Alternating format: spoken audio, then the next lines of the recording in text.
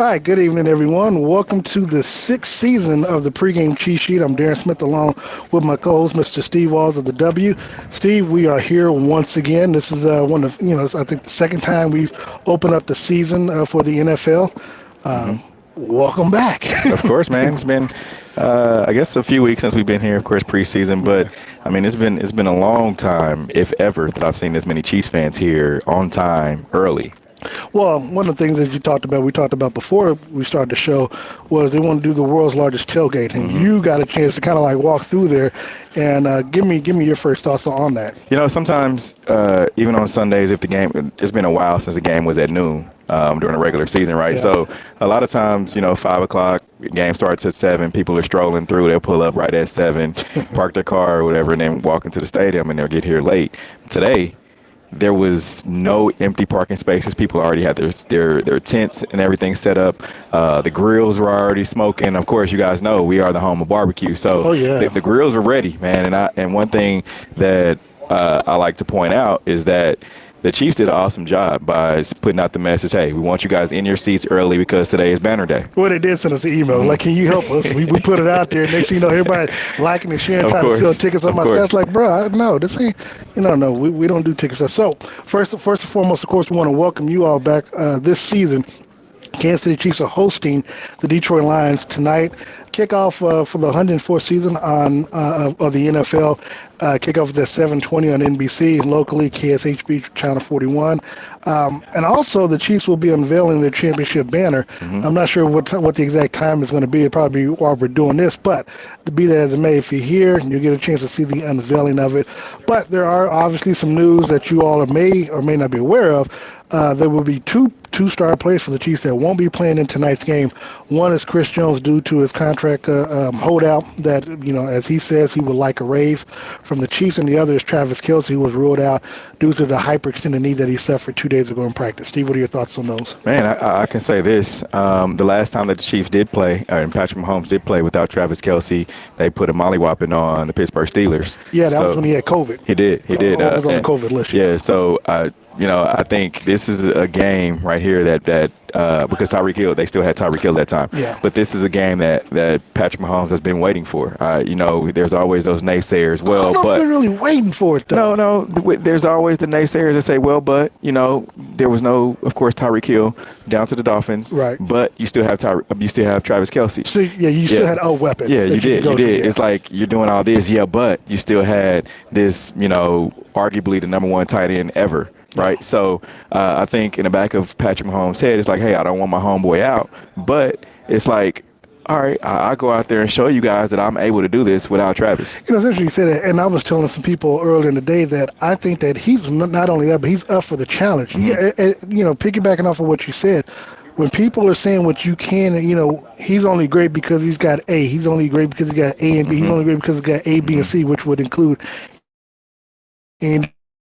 now let's see, we take a couple of weapons away from you, how you're going to do. One thing that people kind of forget about that game against Pittsburgh, we talk about Patrick likes to run from time to time. He had no rushing attempts in that game. Oh, yeah. I didn't even think about that. Yeah, he had no rushing attempts. So he was literally just diamond. I think he said 4 touchdown passes in the game, but he had no rushing attempts, which was, when I read about it and went back and looked, I was like, damn, he didn't run the football at all. So that's, but I think in tonight's game, and as we lead into that, you see a Detroit team that is hot, or that is, well, I'm not sure how much it carries over, but they won 8 of their last 10 games ending the season. Of course, they knocked out the Green Bay Packers from playoff contention. That was actually the last game of the regular season last year. And look, they were a higher scoring team point-wise than Kansas City was. And so they shown they can put points on the board, and they have some new offensive weapons on this team. You know what? It's funny that I want to go back to Patrick Mahomes real quick. Sure. People definitely underestimate him, and they forget how well he's done in these 5 years. Yeah. And in the first game of the season, home opener, or not even home opener, even if it's on the road, he's 5-0. 5-0. Right? 18 touchdowns, and he also he has 18 touchdowns, and he also, one thing that people don't realize is he's 75%. And not only that, Andy Reid, after a bye week, he's had all offseason to prepare for this game right here. He's been able to dissect the Detroit Lions. He knows what they did well last year, what they didn't do well, and he knows all of their new players that they have. The only flip side, and I'm going to ask you about it right now, is his preparation that he did for it. He also had Travis Kelce in the game preparation. How does his absence and Kelce's absence change things up for Andy Reid in tonight's game? I think you have to look at the other tight ends. Also, you have 7 wide receivers on your roster. Yeah. I mean, so they did activate one of their tight ends for the practice squad, but I mean, you're going to have to look at those seven wide receivers that you have on your roster. I told people that because somebody was asking me today when it comes to Patrick, and he mentioned it last year before the season started. If you're a fantasy person, I don't, outside of Kelce, he said, I can't guarantee who's going to get the ball because it could go anywhere. He said the same thing again. I think you might have asked him, someone asked him about this season. He had pretty much the same answer, and that's a good thing because, especially when you go into a game like tonight, you don't know where people were asking me today as a race of their bets and stuff. I'm like, I really don't know. I said if you look at how FanDuel, I'm just using it for example. Yep. They had MVS and they had Sky Moore. They didn't have the other receivers on there at all. They did have Pacheco and they did have McKinnon, but they was just a small yardages. But if you think about it, if Patrick is going to go for 250 yards or whatever, those passes got to go somewhere. Of course. And so as I tell people, I said he will easily probably pass the 8, 9, 10 receivers tonight, and you just don't know who's going to be the one to stand out. I agree, and the thing about this game plan is Andy Reid, of course, he's a creature of habit, right? Like he has his first 15 plays scripted out. Now he has to change those. Whether he changes them or just changes the personnel, I think he's a mastermind when it comes to that. I know Kelce wanted to play. If it was left up to him, he would play in tonight's game. But I think, according to Chiefs trainers, they were the one to make the final decision and said, you know what? Because people are asking me if he plays, I say, well, why would he play? Because if he plays, you use him as a decoy to defeat the person because he can get hurt as a decoy. Versus just if he's going to play, he's got to play all out, and that's the only way he knows how to play. And trust me, the Lions, they had to plan for him. They didn't know if he was going to play or not. Of course, they heard hyperextension. They didn't know how serious, significant that he was, and I think the Chiefs kind of held that card tight to the vest, right? Like we're going to make you plan as if he is playing, knowing dang well that he wasn't going to play, and I feel like it's going to open up something for someone else. They always talk about before Bieniemy left. He always talks about next man up. Well, you mentioned it a little bit, but I asked Andy Reid about how do you game plan without a guy like Travis Kelce, and he said we just roll. That's what we do. And again, as it relates to Chris Jones, this is what I was telling people a couple weeks ago. The Chiefs are of the mindset, assuming that just assume that he's injured. If he's injured, you still got to play the game. Of course. And so by him sitting out, Travis actually being injured, again, game's not, they're not going to postpone tonight's game. So you got to still, the next player has to step up.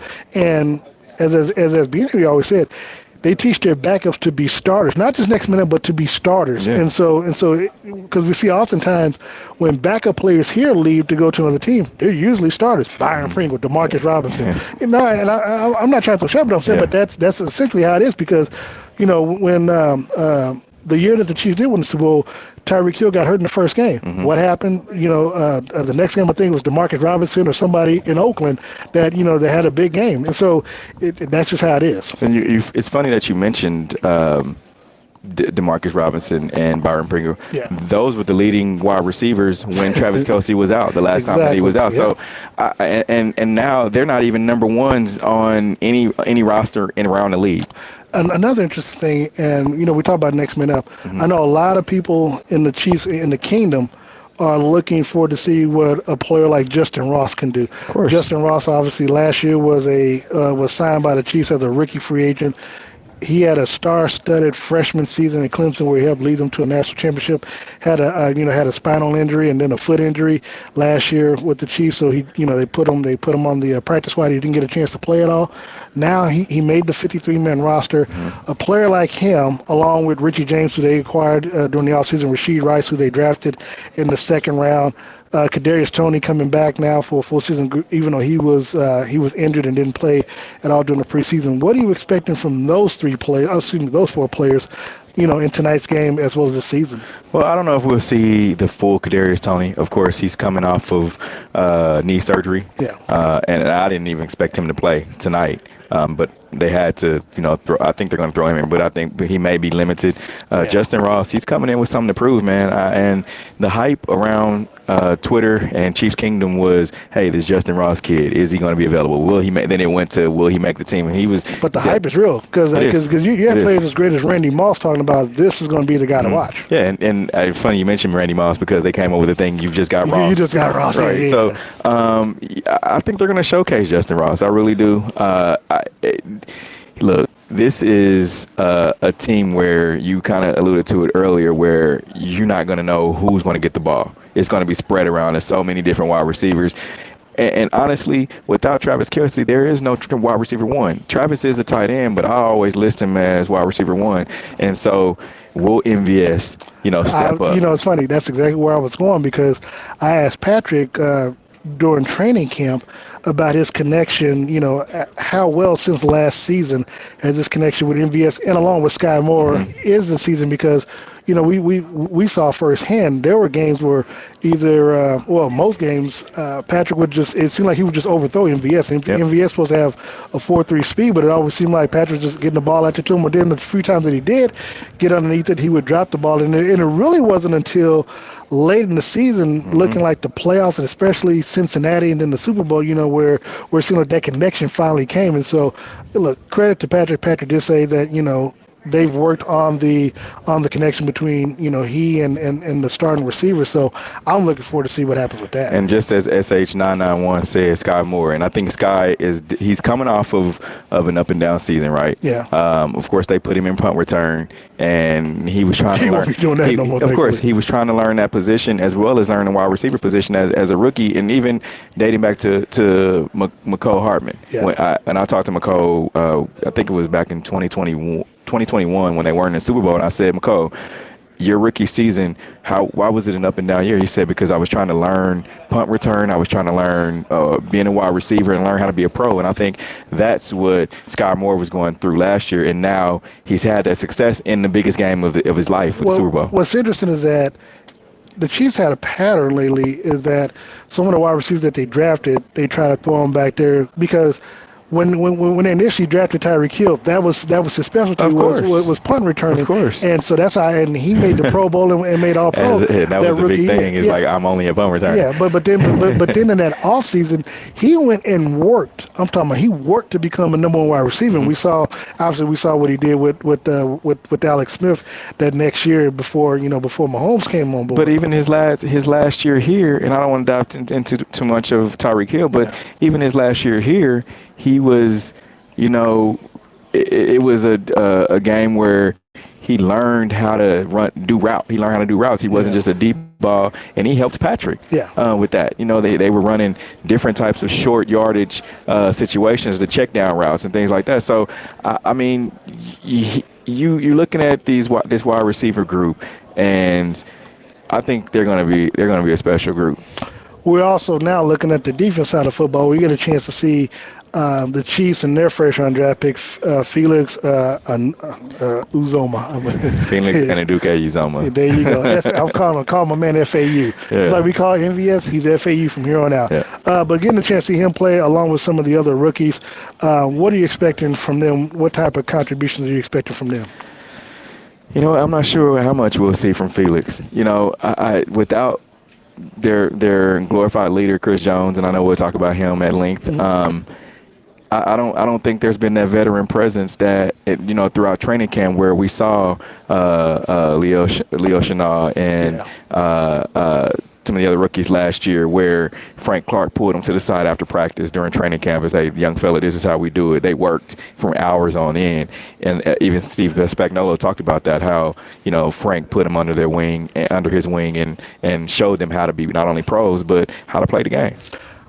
We talked And and I've talked to some people on their respective shows, their podcasts, their spaces and stuff about what the Chiefs bring back. People, look, people think even in the absence of Chris Jones and now Travis Kelce, have to keep reminding them the Chiefs returned a lot of starters from last year's squad, both on offense and defense. A couple of new faces though, the Kansas City Chiefs fans may want to keep their eye on the season are the tackles. The right tackle, Jawan Taylor from Jacksonville, and of course the left tackle, Donovan Smith from Tampa Bay. Now these are players that the Chiefs acquired in the offseason, and as Patrick said, so far this preseason, he never once got touched. So the question for me, for you now, was interesting is that Patrick didn't play in the last preseason game against Cleveland, and I think it was Jawan Taylor who went up against Zadarius Smith. So what are you expecting to see from this offensive line with the two new tackles? We're gonna see. I mean, with the Lions have Aiden Hutchinson. When you think about a guy like that, what do you think about? He's gonna put that pressure, and he moves from left to right. He does, and so both guys are gonna get their opportunities. Now, we saw how the offensive line had to mesh together when they brought in Creed and they brought in Trey Smith and those guys.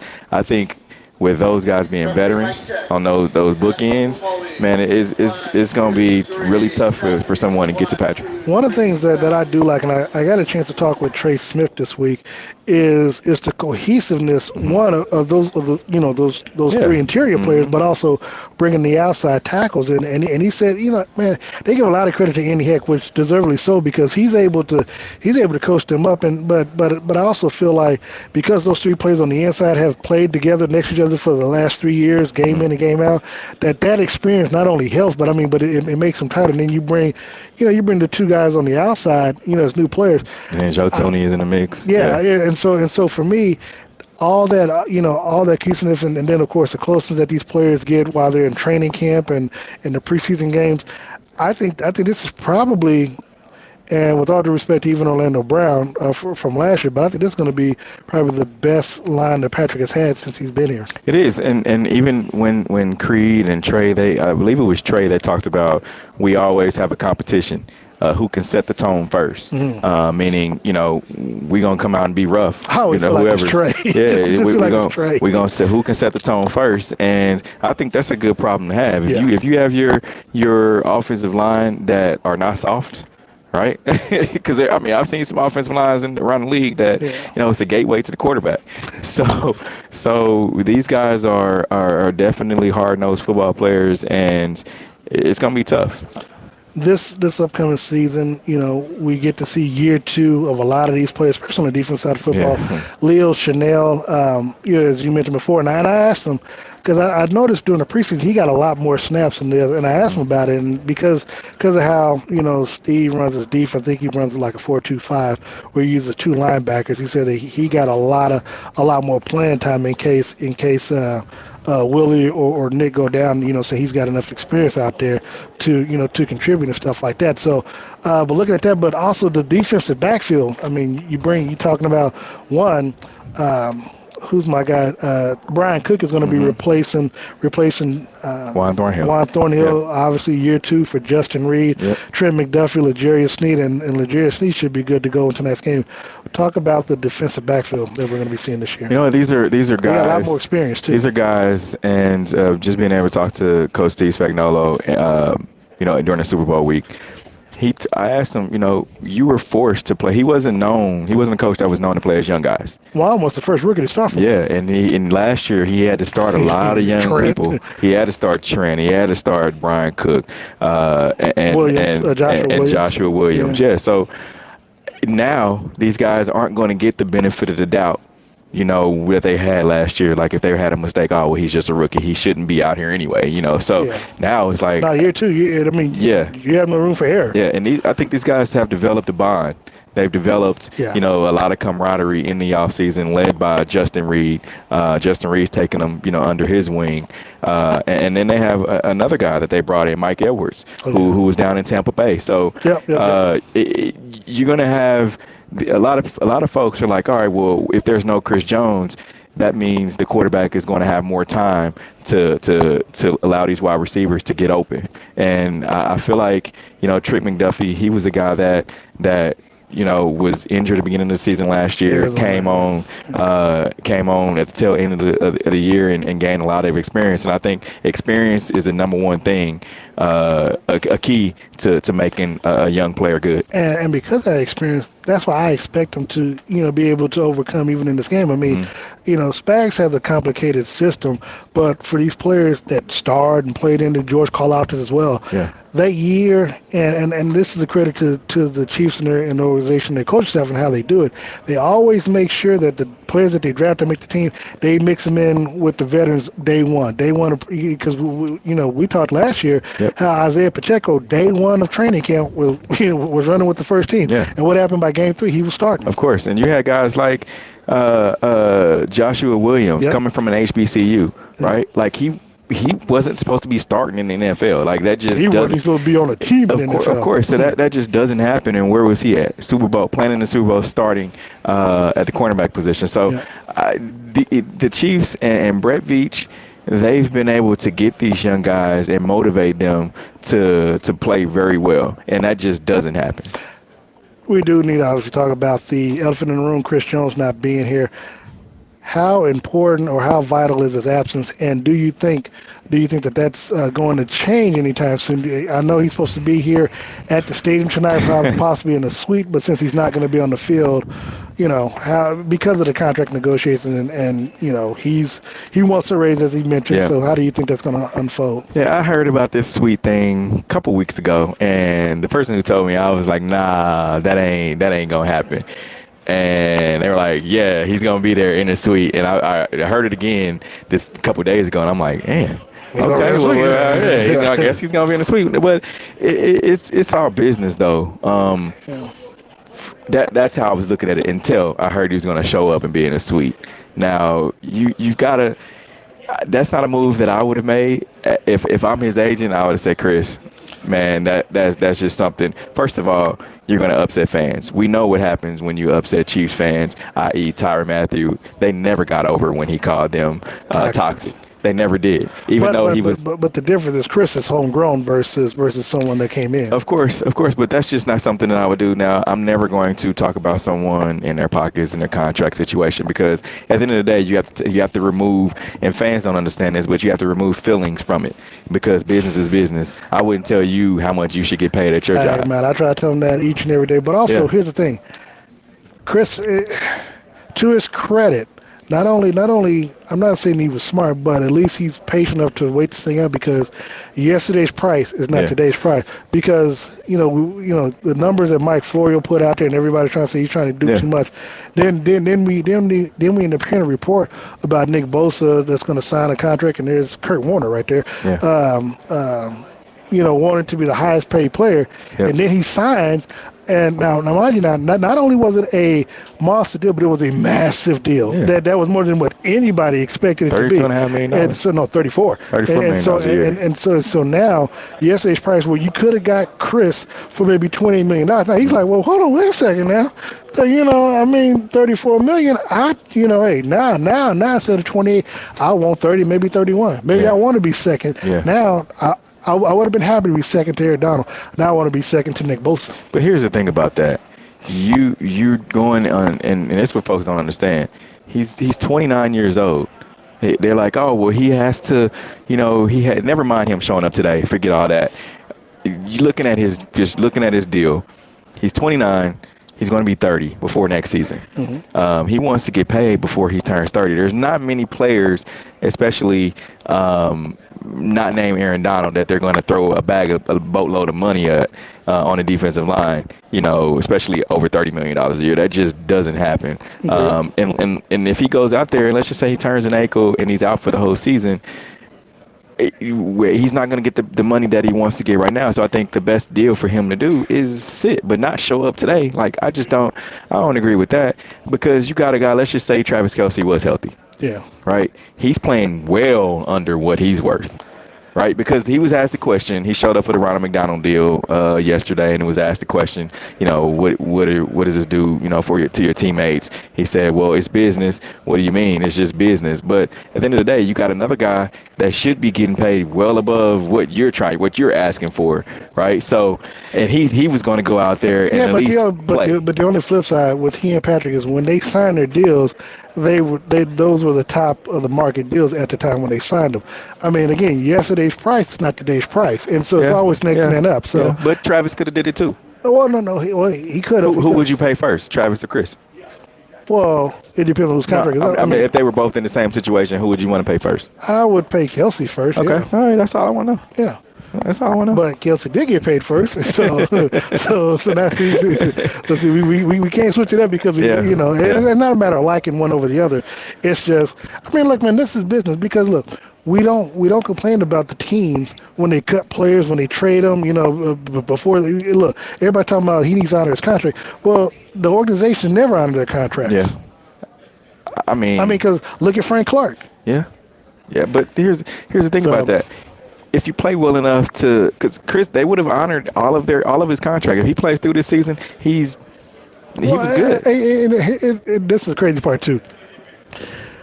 Most of the players that have signed, even at free agents, the team has allowed them to play their contract where they've gotten the full. I think Sammy Watkins. I know. Well, he restructured, so but I know he got paid most of his salary. Tyrann Mathieu got paid the entire. I think he got paid $48 million or something when he signed it. So, 50. So it's like, there's no reason for you to be crying. You're crying like you broke. I mean, you got paid your money. I mean, and a lot of other players as well. So, and Chris, if like he said, if he played this season out, he would have played out his 4-year, $80 million contract. So, but showing up. So, I want to ask you this. You remember back when T.O. was wanting a new deal with Andy Reid, was doing the push-up, sit-ups, helicopters flying over. Yeah. What's worse, that or showing up to the stadium and not getting a deal on the home opener? T.O. T.O. Okay, why? Well, that's because you're making it about self. Chris, to his credit, is said, look, it's not about now. I guess it's still about self. No. I was gonna say. Unless you try to tie in with the social media aspect, but I'm saying, but T.O. was bringing the press, having the press come up to his house, and was really putting the spotlight on him to where it made it seem like he was separating himself from the team.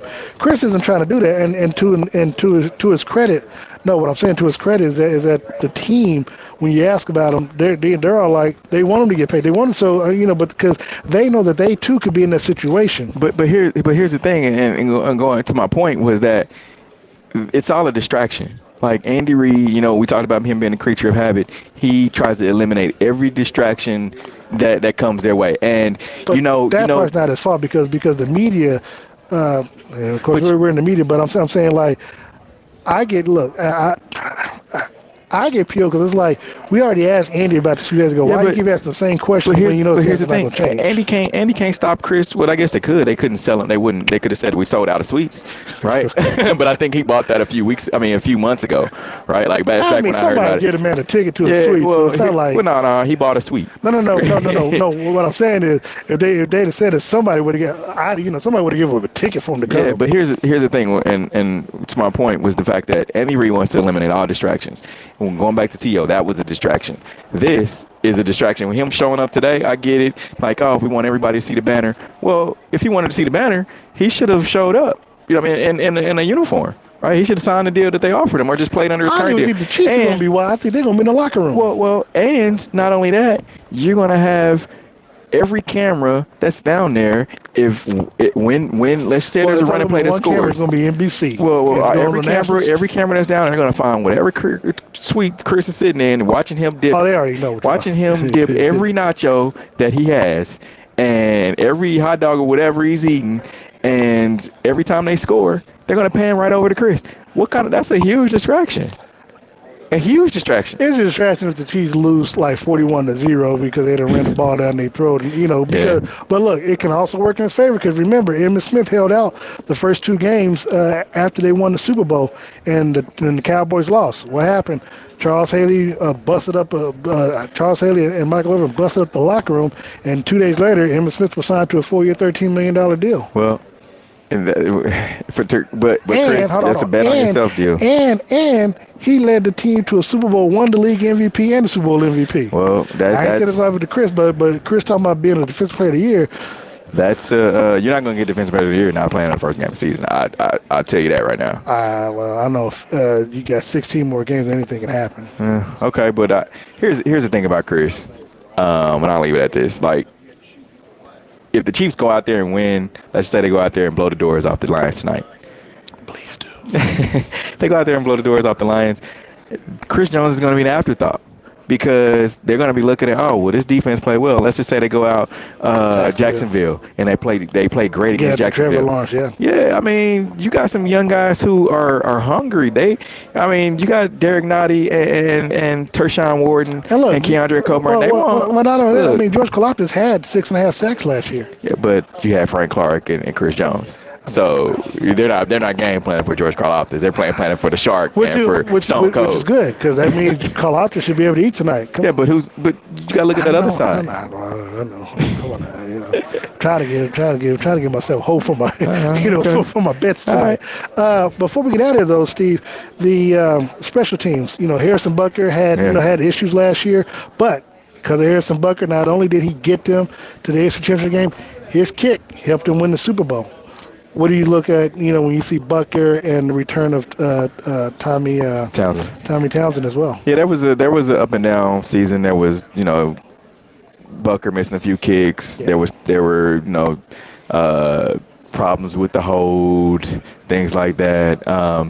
But he came through. So I think he was riding high, going into the offseason, like you said, from the Super Bowl. So it's the Chiefs didn't bring in another kicker to have a competition or anything like that. So I think, it's Butker. Butker is people know he's good from 50 and out, 50 yards now. The extra points, that's where he's not good from. So I think he's worked in this offseason. And I don't foresee there being a problem. As we did last year, let's look at who's your X factor for tonight's game? Ooh. My X factor is going to be the defensive line. Okay. Chris Jones. How will y'all step up? We talked about it earlier in the show. Next man up. How are they going to show that they don't? And I say this, and I'm going to throw this up there and duck. How do they show that they don't need Chris Jones? How do they show that they can go? That's perfect. How do they show that they can go and win a ball game and show that, hey, we don't need him. We good. Next man up. We gonna roll, like Andy Reid said. So I think that's my X factor as a defensive line. I'm gonna do you one better. What's that? My X factor, Andy Reid, Matt Nagy. Because as you mentioned, defensive line without Chris Jones. Let's see what you draw up without Travis Kelce. Mm-hmm. Because now, as we talked about early on, Patrick being able to dime the football out and spread the ball around. Let's see what type of play calling you got. And then if by chance you fall behind, what are you calling? What are you playing? What kind of personnel are you putting in place? See, for me, I like the coaching aspect because I'm trying to see what type of chess you're playing. Of course. And so for me, that's going to be the X factor. That's going to be key. And then also I want to see how Nagy calls the plays because this is the first time since Patrick since he's been starting. First time he's had somebody outside of Eric Bieniemy being that last voice in his ear. Mm-hmm. I agree. You definitely gonna have to show. You've only had a couple days to game plan this. Yeah. And Andy, let's see you get in your bag. So we got two good experts. I like that. Your prediction for tonight's game? I said it just a few minutes ago in another show that we did prior to this one. I have the Chiefs winning 30. What did I say? 37-34. 37-34, and we talked about Harrison Butker. I got Harrison Butker winning the game. I got Chiefs winning 30-31. A lot of it's selfish, of course, but okay. I've got them covering the 6.5 that I put the money down on. But I do think it's going to be a shootout. I think I would be surprised if it's not a high-scoring game. I think for me that'll be the craziest part because either way, 65 points. Yeah, I got 65. Yeah, so that's a lot of points, and so I would be shocked if it ended up being a defensive type game. You'd be like, man, really, without Chris Jones? And so for me, I like to see that, and then I know we'll talk about it more, and I know we'll just save it, but just give it a sneak preview of our predictions that we're going to do Monday, at our new spot. I'll let you announce that in just a second. But you know, if for some reason this injury lingers on with Kelsey and we don't know how long Chris Jones sits out, how do you feel like this will affect them throughout the season and perhaps in postseason if they're able to get to it? For Kelsey, for Kelsey and Chris Jones by not being here. I think to eliminate the distraction of Chris Jones, just win. That's all it amounts to being. And he does have to report by week 8 for him to get credit for this year. So he will be back. Just win. He's going to be feeling the type of way if they go out there and still are able to wreck shop. He's definitely going to be scratching his head like, what did I do this for? So on that end, the defensive side, without Chris Jones, I think they just need to win. For Kelsey, he's 33 years old, man. It's a different type of injury compared to when you're 25, right? He did, have ACL surgery back in 2013, his rookie year. And I don't know, it wasn't reported or anything like that, or what leg was injured for the hyperextension in practice the other day. So I think they said that he doesn't have any pain. He was able to walk. He was able to run. So that's it's still scary because if you don't have any pain, what really took place. Like, I think you kind of allow him to be light all week in practice before the Jacksonville game. Yeah. So and as what's happening now, the choir from the 43rd Street Boys and Girls Club are singing lift every voice. So I'd like to know where they're at. Of course. Well, yeah, you can catch us on Monday night at a new location, Chicken and Pickle. Make sure you guys come down, hang out with us. We'll be right there on Burlington, 16th and Burlington, North Kansas City, to come out for the Red Hour, 6:30 to 7:30. Myself, Darren Smith, Uncle Sean Tyler, and also DJ Q. We'll be bringing the heat as the best Monday night sports show, man, that you guys want to see in Chiefs Kingdom. And then also, look, follow Steve and I on social media at Steve Walls KC. At Darren Smith WHB. Following the game, of course, on our respective platforms, we'll be bringing you the Chiefs press conferences with Andy Reid and Patrick Mahomes and whoever else stands out in the game. Then, of course, Steve and I will bring you a post-game show from the field after the game, wrapping up the season opener and talking about tonight's game as we preview next week's game against Jacksonville. In Jacksonville, of course. And thank you so much for following us over the last 5 years that we've been doing this. Steve Smith, Steve Walls, and myself, we will be, again, just like we've done before, we'll be at every game from here through the Super Bowl. So we'll even be out in Germany where it's going to be late in the afternoon, but early in the morning for you all when the Chiefs play. So follow us throughout the season.